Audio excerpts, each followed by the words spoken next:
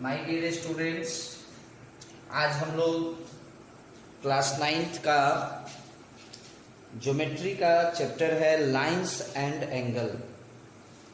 Lines and angle का एक topic है रिजल्ट्स ऑन पैरेलल लाइन, है ना। तो आज हम लोग पैरेलल लाइन के बारे में पढ़ेंगे, ठीक है ना। पैरेलल लाइन के बारे में हम आपको बताएंगे।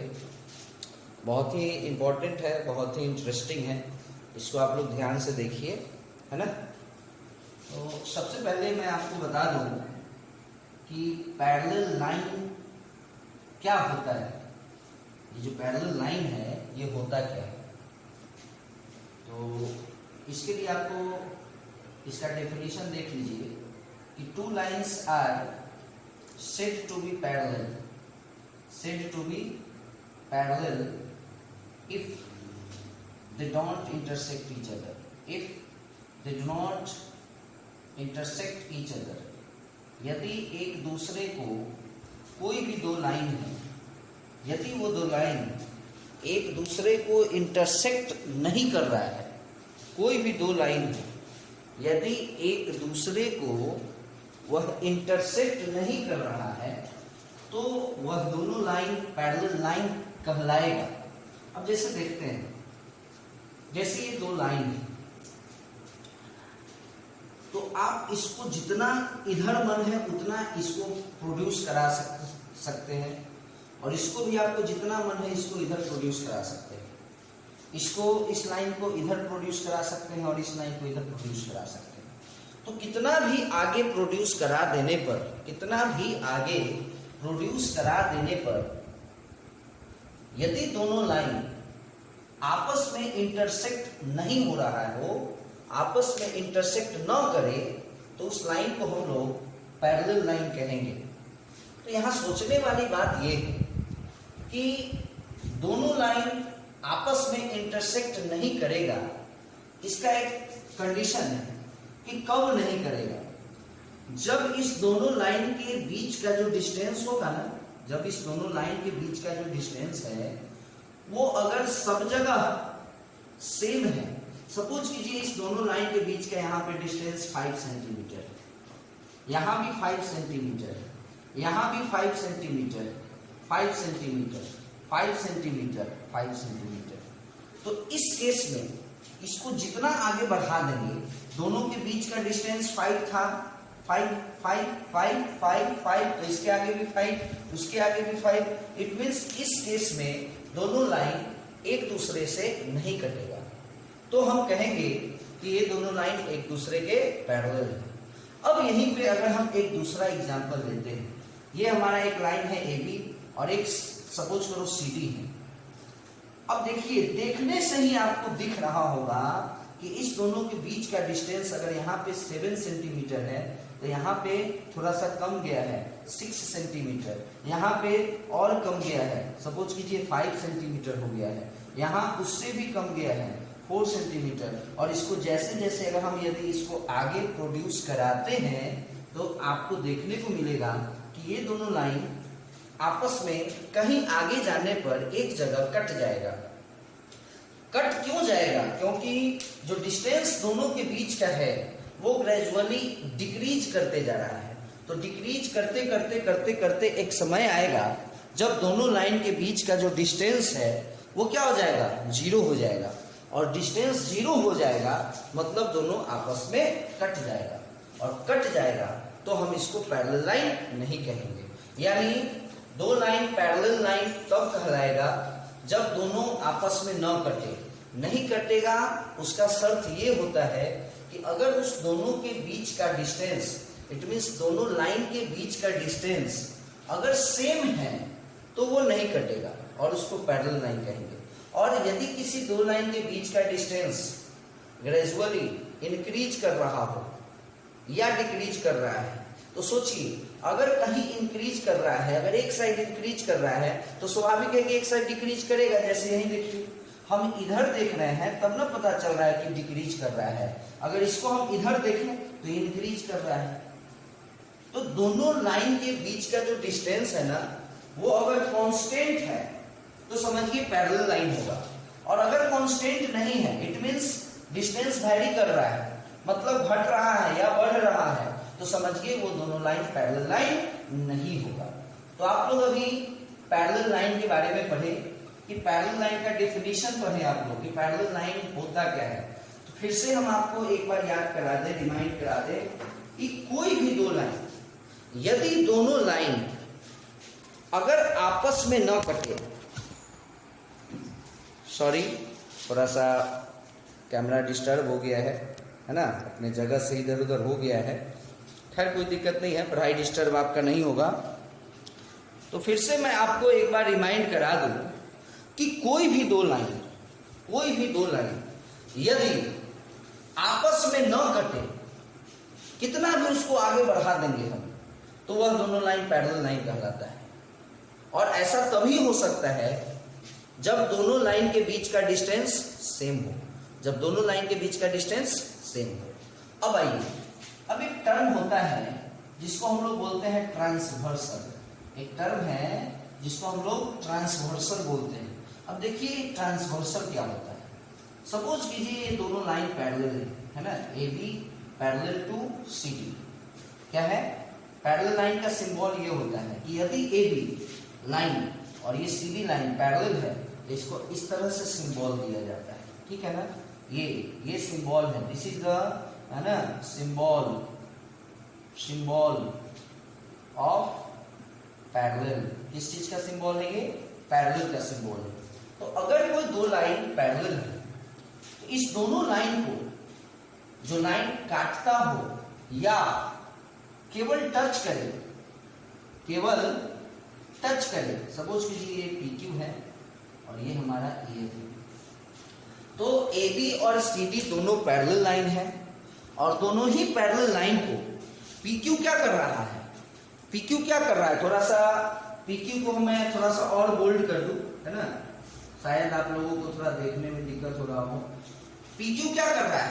इस दोनों लाइन को पी क्यू कट कर रहा है 2 पॉइंट पर, 1 और 2 पॉइंट पर। लेकिन ये जो EF है ना, ये केवल टच कर रहा है। तो जो इंटरसेक्ट करे और केवल टच करे वो भी क्या कहलाएगा? ट्रांसवर्सल कहलाएगा। तो ट्रांसवर्सल का डेफिनेशन क्या हो जाएगा स्टूडेंट, माय डियर स्टूडेंट?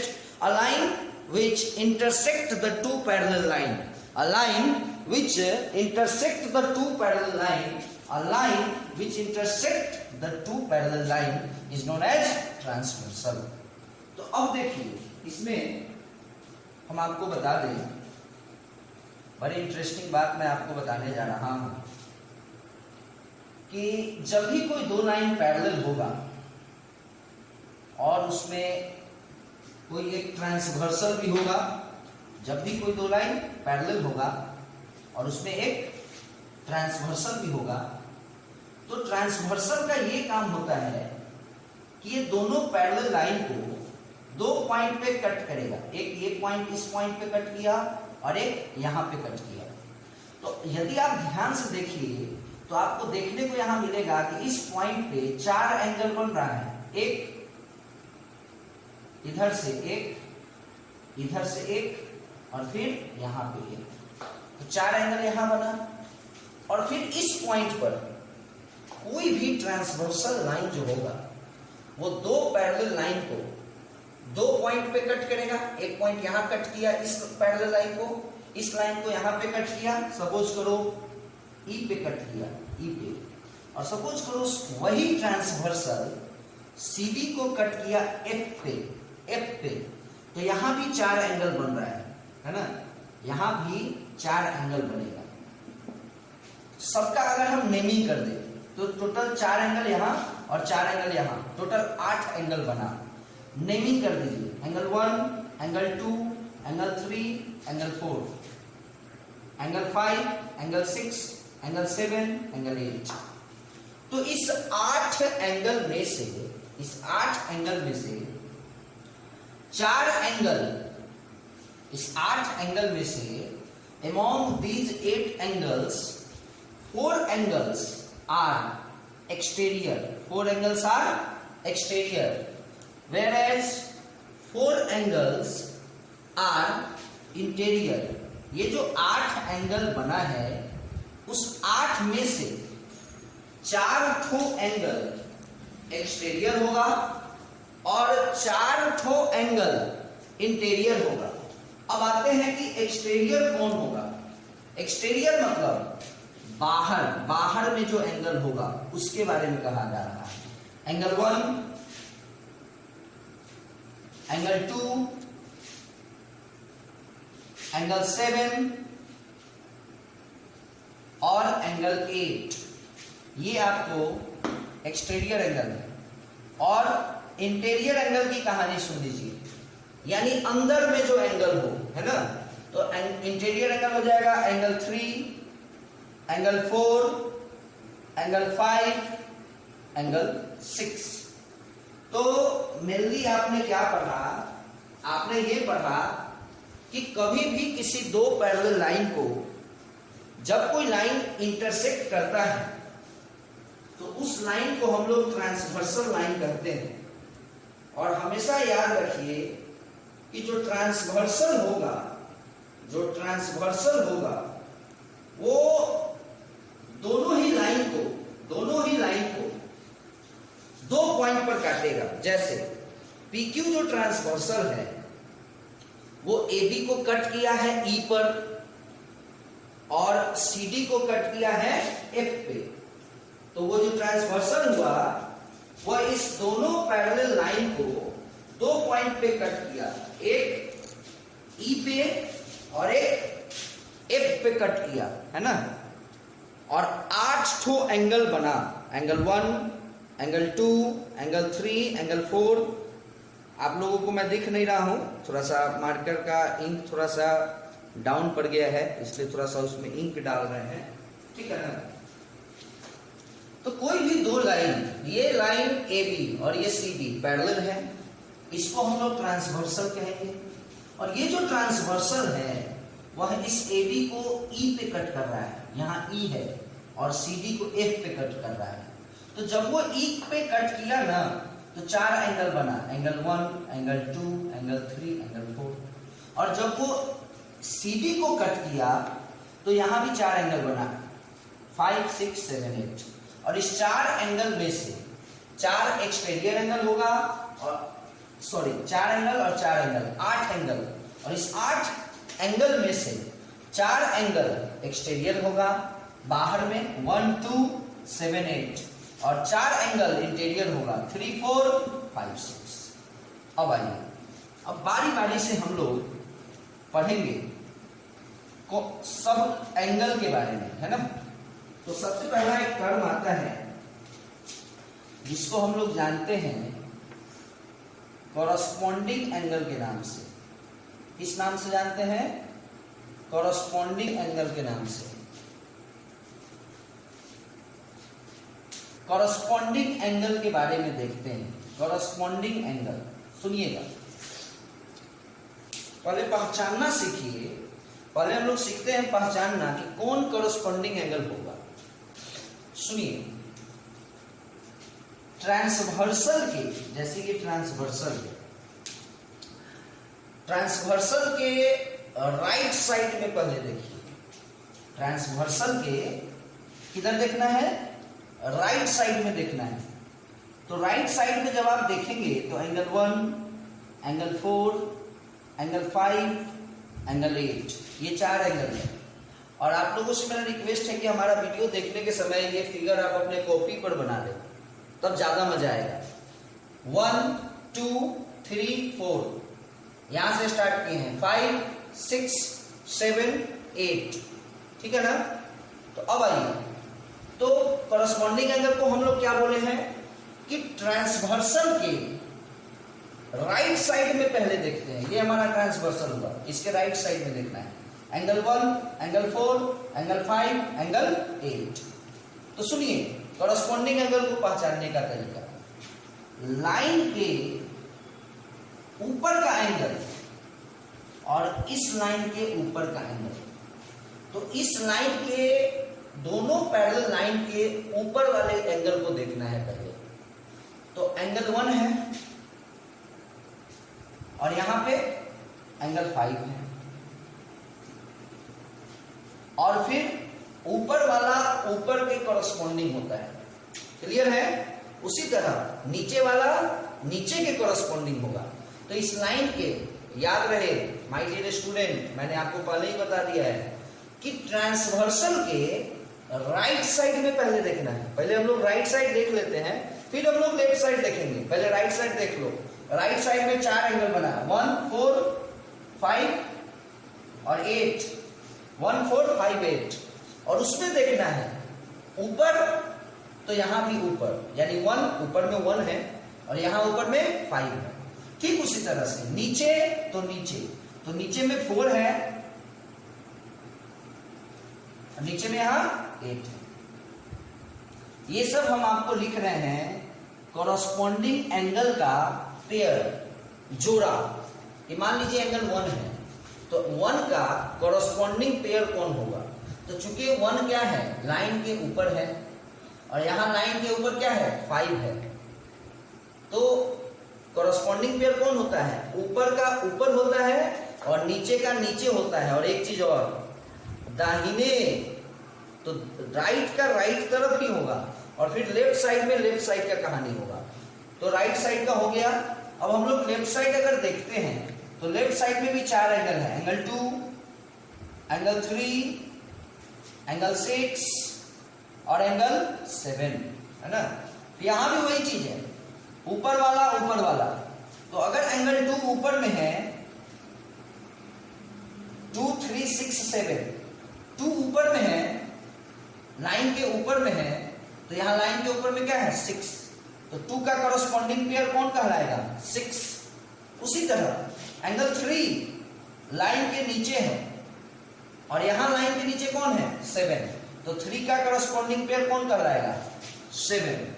और हम आपको बता दें कि 2 कॉरस्पॉन्डिंग एंगल का जो पेयर होता है ना, 2 कॉरस्पॉन्डिंग एंगल का जो पेयर होता है वो क्या होता है, इक्वल होता है ना?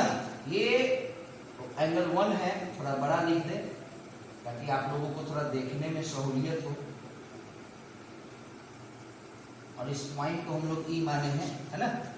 2 कॉरस्पॉन्डिंग पेयर, एंगल 1 का कॉरस्पॉन्डिंग पेयर एंगल 5 है, एंगल 4 का कॉरस्पॉन्डिंग पेयर एंगल 8 है, एंगल 2 का कॉरस्पॉन्डिंग पेयर एंगल 6 है और एंगल 3 का कॉरस्पॉन्डिंग पेयर एंगल 7 है।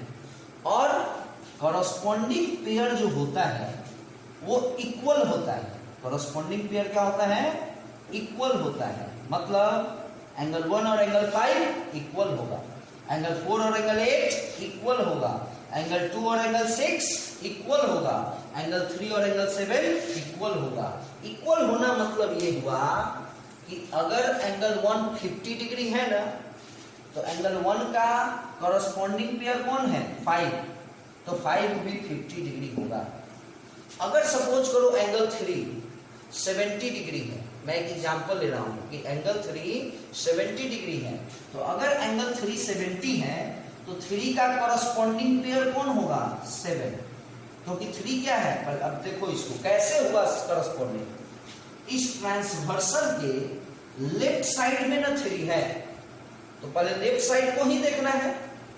तो चूंकि लेफ्ट साइड में है और लाइन के नीचे है, तो यहां लाइन के नीचे लेफ्ट साइड में कौन है, 7 है, तो 3 का कॉरस्पॉन्डिंग पेयर 7 होगा। तो अगर एंगल 3 70 है तो एंगल 7 भी 70 होगा, है ना? तो इसको थोड़ा सा माइंड में सेट रखें, कॉरस्पॉन्डिंग एंगल हो गया। अब आइए और भी होता है। अब मैं आपको एक बता दूं, एक होता है आपको अल्टरनेट इंटीरियर एंगल। क्या होता है, अल्टरनेट इंटीरियर एंगल। इसको सुनिए, बहुत आसान है। क्योंकि हम लोगों को बात किसका करना है, इंटीरियर एंगल का करना है। तो सुनिएगा, जब भी हम लोगों को इंटीरियर एंगल का बात करना है, स्टार्टिंग में ही हमने आपको बताया था एंगल 3, एंगल 4, एंगल 5, एंगल 6, ये 4 इंटीरियर एंगल होता है।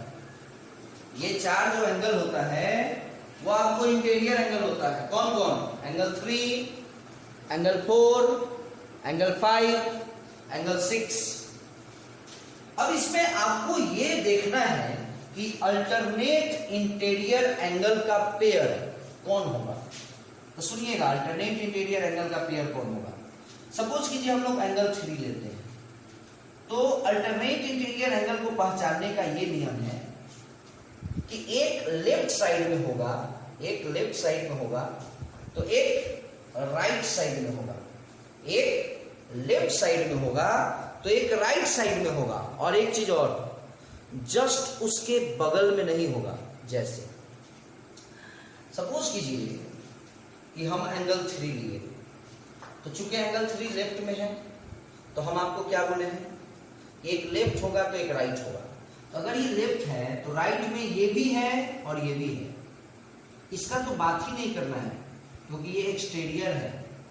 हम लोगों को बात केवल इंटीरियर एंगल का करना है ना, 3, 4, 5, 6 का करना है, 3, 4, 5, 6 का करना है।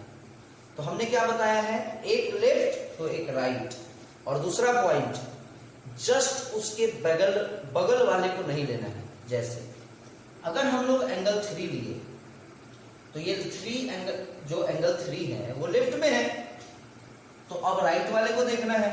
तो राइट में कौन है, एंगल 4 है और एंगल 5 है, और चूंकि एंगल 4 क्या है, जस्ट इसके बगल में है, इसलिए ये नहीं होगा, तो कौन होगा, 5 होगा। हो गया। उसी तरह एंगल 4 अगर हम लेते हैं तो 4 क्या है, राइट में है, तो अगर ये राइट में है तो इसका अल्टरनेट पेयर किधर बनेगा, राइट लेफ्ट में बनेगा। अगर हम एंगल 4 को लिए तो इसका अल्टरनेट पेयर ये राइट में है तो लेफ्ट में बनेगा, यानी इधर बनेगा, इधर, तो जस्ट इसके बगल में 3 है तो ये 3 नहीं होगा, कौन होगा, 6 होगा, है ना। इसको बोलते हैं हम लोग अल्टरनेट इंटीरियर एंगल।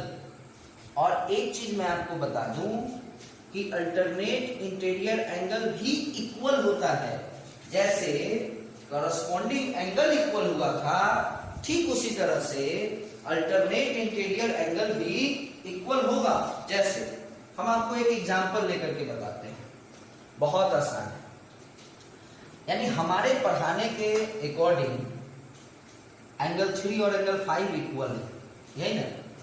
अब आप कहिएगा कि सर हम मतलब इसको नहीं मानते हैं, देखो अभी हम आपको कैसे मना देते हैं।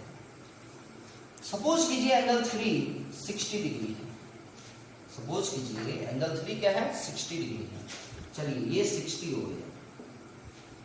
अब याद करो पीछे की पढ़ाई को कि अगर एंगल 3 60 डिग्री है तो एंगल 1 क्या होगा, याद करो, याद करने की चीज है, हमने पढ़ाया है या आप लोग पढ़े होंगे, बिना इसके पढ़ाई के आप इस टॉपिक पर आ ही नहीं सकते हैं। तो यदि एंगल 3 60 डिग्री है ना, तो एंगल 1 ना 60 डिग्री ही होगा। इसको बोलते हैं वर्टिकली अपोजिट एंगल। देखो वर्टिकली अपोजिट एंगल, याद करो वर्टिकली अपोजिट एंगल, जब कभी भी कोई दो लाइन आपस में कटे तो सामने का एंगल बराबर होता है। तो यहाँ दो लाइन है, देखो एक लाइन AB हुआ और एक लाइन PQ हुआ, और दोनों यहाँ E पे कटा है, तो स्वाभाविक है सामने वाला इक्वल होगा। 3 के सामने 1 है, 2 के सामने 4 है, तो अगर एंगल 3 60 है तो 160 होगा। Very good. और अभी अभी जस्ट इससे पहले हम लोग क्या पढ़े हैं कॉरस्पॉन्डिंग एंगल में, कि 1 अगर लाइन के ऊपर है, 1 क्या है, लाइन के ऊपर है, तो यहां लाइन के ऊपर कौन है, 5। तो हम लोग पढ़े हैं ना कि 1 और 5 इक्वल होता है, कॉरस्पॉन्डिंग पेयर। तो अगर 160 यानी 5 भी 60। अभी जस्ट पढ़े हम लोग कॉरस्पॉन्डिंग एंगल का पेयर, 1 अगर 60 तो 5 भी 60। तो कहीं ना कहीं 360 था, 5 भी 60 हो गया कि नहीं, बराबर हो गया कि नहीं। ठीक उसी तरह से 4 भी इक्वल टू 6 होगा। तो ये आपको था अल्टरनेट इंटीरियर एंगल, है ना। अब देखिए, अब थोड़ा सा इसको मिटा देते हैं, थोड़ा सा ज्यादा गंदा हो गया है। अब ठीक उसी तरह से एक होता है अल्टरनेट एक्सटीरियर एंगल, एक होता है अल्टरनेट एक्सटीरियर एंगल। अब इसको देखेंगे, दो लाइन पैरेलल है, AB और CD, दो लाइन पैरेलल है, और एक ट्रांसवर्सल है PQ। जो सपोज करो AB को कट किया है E पर और CD को कट किया है F पे, तो जब यहां कट किया है तो 4 एंगल बना है, एंगल 1, एंगल 2, एंगल 3, एंगल 4, और यहां कट किया है तो यहां भी 4 एंगल बना है, 5, 6, 7 और 8। तो हम लोगों को देखना है अल्टरनेट, क्या देखना है, अल्टरनेट एक्सटीरियर देखना है। अभी अभी हम लोग इंटीरियर देखे हैं, है ना। याद करो दोनों के नाम को, दोनों के नाम में कोई डिफरेंस नहीं है, वहां इंटीरियर था यहाँ एक्सटीरियर है, बात वही है। अल्टरनेट मतलब एक राइट तो एक लेफ्ट, एक लेफ्ट तो एक राइट, जैसे बात एक्सटीरियर है। Exterior angle 1, angle 2, angle 7, angle 8। अब आप लोगों को खुद दिमाग में आ रहा होगा कि अगर एंगल 1 लेते हैं तो एंगल 1 का अल्टरनेट एक्सटीरियर कौन होगा। तो सुनिए, चूंकि एंगल 1 राइट साइड है तो इसका अल्टरनेट एक्सटीरियर लेफ्ट में होगा, लेफ्ट में होगा।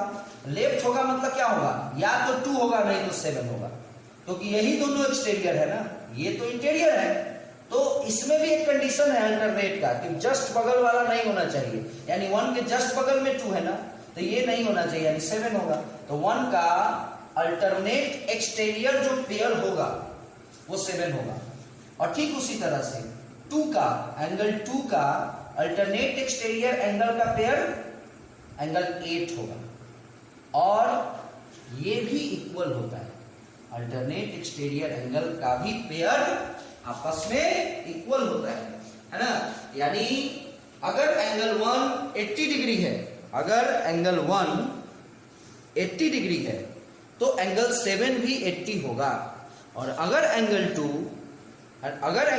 100 डिग्री है तो एंगल 8 भी 100 डिग्री होगा। अब आइए, अब एक टर्म आता है जिसको हम लोग बोलते हैं consecutive interior angle, consecutive interior angle. इसको हम लोग शॉर्ट फॉर्म में ऐसे भी देखते हैं, को इंटीरियर एंगल, है ना। यानी इसमें हम लोगों को बात करना है इंटीरियर एंगल की। और कंसेक्यूटिव मतलब अल्टरनेट का मतलब होता है ना, एक राइट तो एक लेफ्ट और एक लेफ्ट तो एक राइट। कंसेक्यूटिव मतलब हो गया कि या तो दोनों राइट नहीं तो दोनों लेफ्ट। यानी इंटीरियर का मतलब होता है एंगल 3, एंगल 4, एंगल 5, एंगल 6। और हमको अभी क्या करना है, हमको अभी अल्टरनेट नहीं देखना है, हमको कंसेक्यूटिव देखना है। तो कंसेक्यूटिव का मतलब क्या हमने आपको बताया, या तो दोनों राइट या दोनों लेफ्ट। तो दोनों राइट यानी 4, 5, दोनों राइट यानी 4, 5, दोनों लेफ्ट यानी 3, 6। और मैं आपको बता दूं कि कंसेक्यूटिव इंटीरियर एंगल आपस में इक्वल नहीं होता है। कंसेक्यूटिव इंटीरियर एंगल आपस में इक्वल नहीं होता है। अब आप कहिएगा कि इक्वल नहीं होता है तो क्या होता है, तो इस दोनों का सम हमेशा 180 डिग्री होता है ना। कंसेक्यूटिव इंटीरियर एंगल का जो पेयर होता है वो आपस में इक्वल नहीं होता है। वो दोनों पेयर का जो एंगल होगा, दोनों एंगल का जो पेयर होगा, कंसेक्यूटिव इंटीरियर एंगल का जो पेयर होगा उसका सम क्या होगा, 180 डिग्री होगा, है ना। तो ये तो था इस चैप्टर का, सॉरी इस चैप्टर का नहीं बोल सकते हम, lines and angle class 9 chapter के इस टॉपिक का नाम है रिजल्ट्स ऑन पैरेलल लाइन का पूरा थ्योरी हुआ, है ना। ये पूरा थ्योरी हुआ। अब एक दो बेसिक क्वेश्चन हम आपको इस वीडियो में बता दे रहे हैं, बट अब ये लाइन्स एंड एंगल आपका समझिए खत्म हुआ, ठीक है ना। पूरा का पूरा लाइन्स एंड एंगल खत्म हो गया। अब मैं आपको एक और वीडियो इस चैप्टर का बनाऊंगा जिसमें इस पूरे चैप्टर में जो भी इंपॉर्टेंट क्वेश्चन होगा उस पूरे क्वेश्चन का एक वीडियो बनाएंगे, क्योंकि अभी थ्योरी को ही बताने में लगभग हमको लगता है 30, 32, 33, 35 मिनट हो गया होगा इस वीडियो का, है ना। तो अगर अभी आप पूरे क्वेश्चन को देखने लगे तो लगभग 1 घंटा का वीडियो हो जाएगा। इसलिए मैं आपको इस चैप्टर, इस टॉपिक का जो भी थ्योरी था हमने आपको पढ़ाया। अब ज्यादा नहीं, 5-7 मिनट और टाइम दीजिए, कुछ क्वेश्चन देखते हैं। जैसे एक बेसिक क्वेश्चन, जब कोई 2 पैरेलल लाइन होगा और जब कोई ट्रांसवर्सल होगा तो हमने आपको अभी बताया कि टोटल 8 एंगल बन जाता है ना, बनता है 8 एंगल। तो इसमें हम आपको बता दें कि यदि कोई एक एंगल आपको अगर दिया हुआ है, कोई एक एंगल, सपोज करो एंगल 1 दिया है 70 डिग्री, तो ये बचा हुआ 7 एंगल आप आराम से निकाल लेंगे। देखो कैसे, कॉमन सेंस की बात है। एंगल 170 है ना, चलो ये 70, चलो तो ये भी 70 होगा ना। क्या बोलते हैं इसको? Vertically opposite. याद करो, आज के पढ़ाई में नहीं पढ़े हम लोग, पहले ही पढ़े थे। अगर ये 70 है, क्वेश्चन दिया है, तो ये भी 70 होगा। चलो हो गया 70। अच्छा, आज हम लोग पढ़े हैं कि अगर ये 70 है तो ये भी 70 होगा। याद करो, इसको हम लोग बोलते हैं, देखो एक लेफ्ट है तो एक राइट है, और जस्ट बगल वाला नहीं है, इसको बोलते हैं अल्टरनेट इंटीरियर, अंदर का है ना। ये नहीं होगा 70 क्योंकि ये जस्ट बगल में है, एक लेफ्ट तो एक राइट, लेकिन ध्यान रहे जस्ट बगल में नहीं होना चाहिए। तो एक लेफ्ट तो एक राइट, राइट में दो है, लेकिन ये तो जस्ट बगल में है ना, तो ये भी 70 है ना, अल्टरनेट इंटीरियर। या इसको ऐसे भी लिख सकते हैं कि अगर ये 70 है तो ये 70 होगा करस्पॉन्डिंग पेयर, फिर ये 70 तो ये 70। तो हमेशा याद रखिए कि ये जो 8 एंगल होता है, इस 8 में से 4 एंगल सेम होता है। देखो एंगल 170 था तो ये भी 70 हुआ, ये भी 70 हुआ और ये भी 70 हुआ। ठीक उसी तरह से अब बताइए, ये एक स्ट्रेट लाइन है तो इस दोनों का सम 180 होगा। हम लोग पढ़े हैं लाइन्स एंड एंगल के सबसे पहले एक्सरसाइज में। तो ये 70 है यानी ये 110 होगा, ये 110 तो ये भी 110। इसको बोलते हैं अल्टरनेट एक्सटीरियर, जो कि बराबर होता है। वीडियो को बार बार देखिए तब ज्यादा समझ में आएगा, है ना। या ये भी 110 होगा क्योंकि इसको बोलते हैं वर्टिकली अपोजिट। ये 110, ये भी 110 क्योंकि इसको बोलते हैं अल्टरनेट इंटीरियर। कैसे भी बना सकते हैं, नहीं तो याद करो, तो बोले थे ना ये दोनों एंगल कंजिक्यूटिव, दोनों एक ही साइड का होना चाहिए, और इंटीरियर अंदर का होना चाहिए। और कंजिक्यूटिव इंटीरियर में हम आपको क्या बताए थे, इक्वल नहीं होता है, दोनों का सम 180 होता है। तो उससे भी अगर देखा जाए तो अगर इस 70 है तो ये 110 होगा, है ना। चलिए, ये तो एक क्वेश्चन था। और भी कुछ क्वेश्चन देखा जाए। देखिए, हर कुछ के बाद हम आपको एक वीडियो बनाएंगे जिसमें केवल क्वेश्चन डिस्कशन रहेगा। चलिए, एक ये भी एक क्वेश्चन है, देखते हैं। आपको इसमें x का वैल्यू बोल रहा है फाइंड आउट करने के लिए, ये हमारा x है, और क्वेश्चन में दिया है कि AB is parallel to CD, AB is parallel to CD। इस तरह के क्वेश्चन में यदि आप ध्यान से देखिएगा तो आपको ट्रांसवर्सल पता ही नहीं चलेगा, क्योंकि ABCD के ट्रांसवर्सल है। तो ऐसा कोई लाइन है जो AB और CD को टच कर रहा है या उस दोनों को कट कर रहा है, ऐसा कोई लाइन नहीं है। लाइन अगर है भी BO तो BO CD को टच कहां कर रहा है, OD CD को टच कर रहा है, लेकिन फिर वो AB को टच नहीं कर रहा है। तो इस तरह के क्वेश्चन में आपको एक अलग से एक लाइन ड्रॉ करना होगा। तो आप बीचों बीच एक लाइन ड्रॉ कर लीजिए XY, है ना, और एक लाइन लिख देना होगा, draw XY parallel to AB parallel to CD। यानी XY एक ऐसा लाइन ड्रॉ हमने किया, XY एक ऐसा लाइन हमने ड्रॉ किया है जो इस दोनों लाइन के, ये दोनों तो ऑलरेडी पैरेलल था ही, लेकिन इस दोनों के पैरेलल एक लाइन ड्रॉ हो गया। मतलब अब ये तीनों लाइन एक दूसरे के पैरेलल हो गया। अब सुनिए, सपोज कीजिए ये 75 डिग्री है और ये सपोज कीजिए 65 डिग्री है। अब सोचने वाली बात ये है कि ये लाइन और ये लाइन पैरेलल है, ध्यान दीजिएगा, ये दोनों लाइन पैरेलल है, तो ये ट्रांसवर्सल तो हो जाएगा। अच्छा, ये जो पूरा का पूरा एक्स है ये अब दो पार्ट में बट गया, इतना दूर और फिर ये इतना दूर, इसको एंगल 1 मान लेते हैं और ऊपर वाले को एंगल 2 मान लेते हैं। अब आप बताइए कि एंगल 1 और ये 65, अगर दोनों एंगल को देखा जाए तो दोनों ही एंगल इस ट्रांसवर्सल के क्या है, लेफ्ट साइड में है। तो दोनों लेफ्ट या दोनों राइट, याद करो कंसेक्यूटिव इंटीरियर एंगल होता है।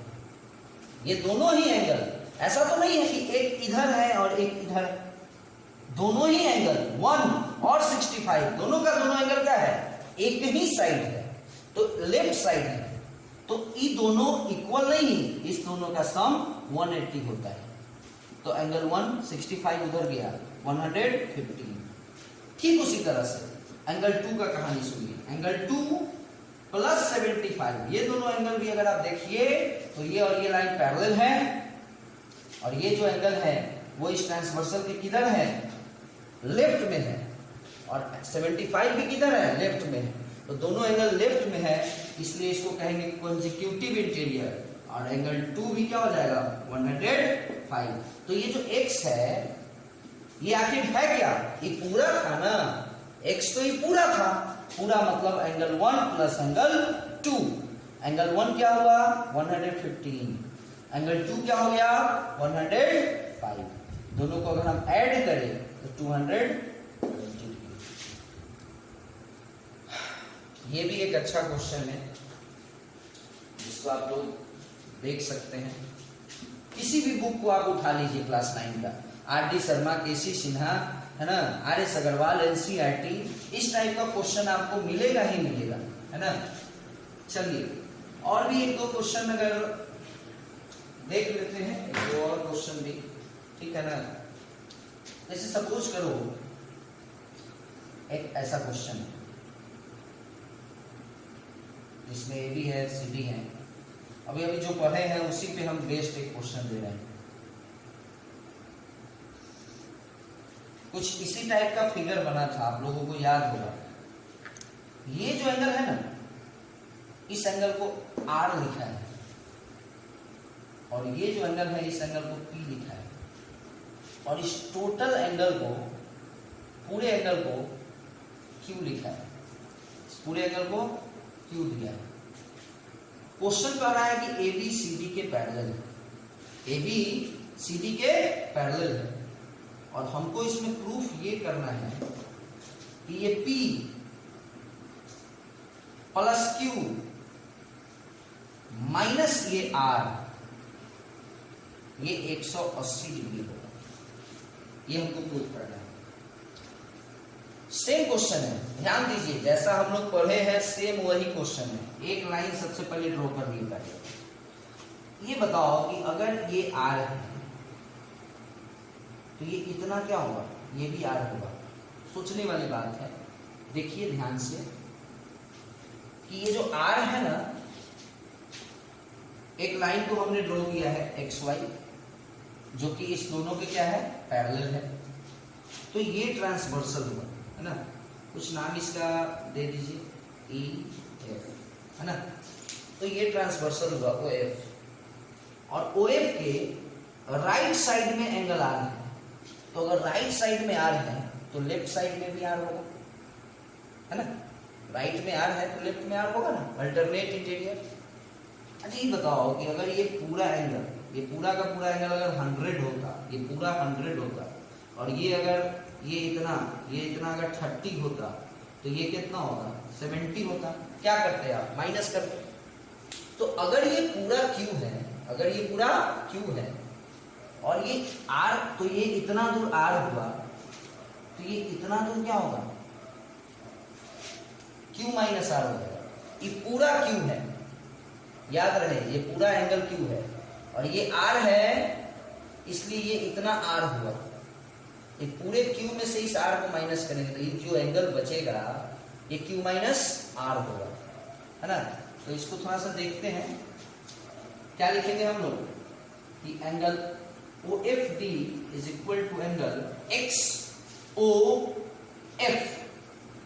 और रीजन में क्या देंगे, आखिर इक्वल है तो क्यों है, अल्टरनेट इंटीरियर एंगल, यानी XOF क्या हो जाएगा, R हो जाएगा, क्योंकि ये R है, OFD R है।